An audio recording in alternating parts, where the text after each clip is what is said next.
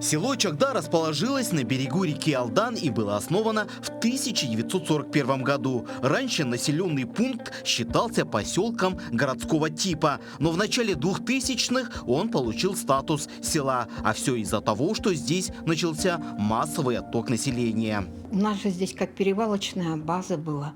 Ленинградские экспедиции были геологические. Здесь базы у них у всех были, старательские базы были. И вот когда началось вот эти вот перестройки, вот это все, геологические базы закрыли. Сразу вот это вот там огромная база. Отсюда вертолеты, самолеты. У нас, знаете, сколько здесь было вообще? По несколько самолетов, вертолетов ночевали даже. Бензин, здесь все завозили, вообще все было. Вот. И вот так вот это закрыли, а то людям работать надо было, людей учить, люди стали современные, некоторым не хотелось, может, такой деревне жить, знаете, как вот так, вот, поехали. Ну и остальное вот таким образом. Потом сильный очень отток, когда у нас наводнение было со льдом. Когда это было? А это было, знаете, в 97 году. Вот, 97-й, вот это. Тогда вот тот край, нижний край, а лед просто там стесал некоторые дома, прям даже вот так вот. Сюда, вот здесь самое верхнее место было, высокое же здесь, его не затопляло. Вот. А в деревню пошла вода вместе со льдом.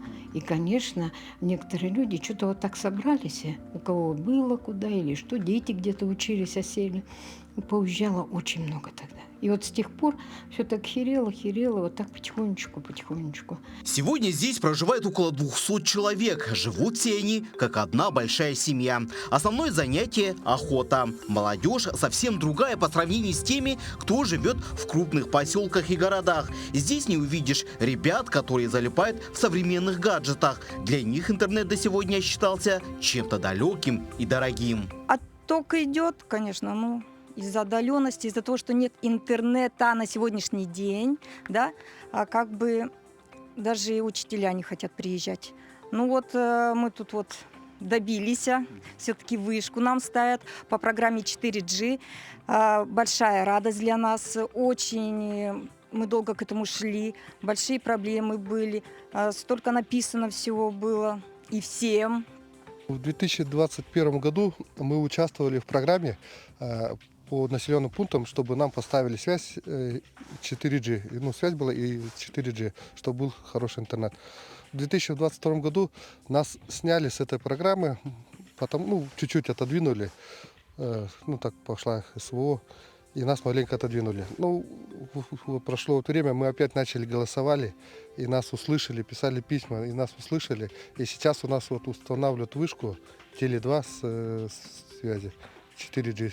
Этому событию, конечно, рада в первую очередь молодежь, ведь благодаря высокоскоростной связи у них появился шанс общаться со своими друзьями и родными, находясь вдали от центра. Очень рад, что у нас поставили интернет. Мы так долго этого ждали. Теперь мы сможем нормально общаться со всеми. Наконец-то появится возможность посидеть в WhatsApp, поиграть в игры, посидеть в Ютубе. Рады и взрослые жители этого небольшого села, ведь отныне у них будет возможность также первыми узнавать новости республики, страны и мира. И не надо будет для этого выезжать за пределы села. А через соцсети они планируют больше рассказывать про свой Чагда, который богат своей историей, красивой природой и интересными людьми. И, возможно, сюда, несмотря на отдаленность, вновь потянется молодежь. Дмитрий Тымыров, Юрий Осипов, Джулустан Иннокентьев, Владимир Павлов, Чагда, Алданский район.